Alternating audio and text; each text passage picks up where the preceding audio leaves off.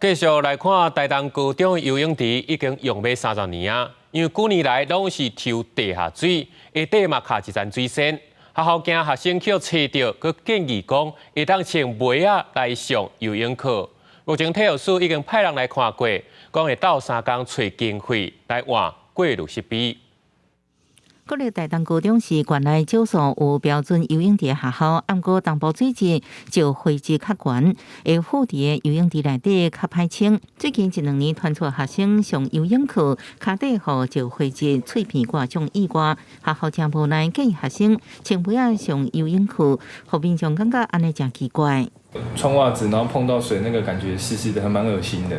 学校表示，去年目前出800万改善业绩真侪年，就灰质老旧的滤水器，不过教部无同意。学校拍算升关游泳池，校长也要停办水上活动营队，引起家长反对。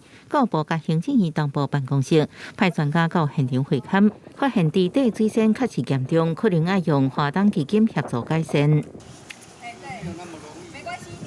有关这个水质的部分，那目前的机房该更换的，比如说滤材、马达，还有这个遮阳网的部分，其实学校确实有提出申请。那这个部分呢，确实有必要来做到一个更新。我们希望尽快来帮台东高中争取到这个过滤系统的相关费用，以及先让它能够把现有的情况先改善。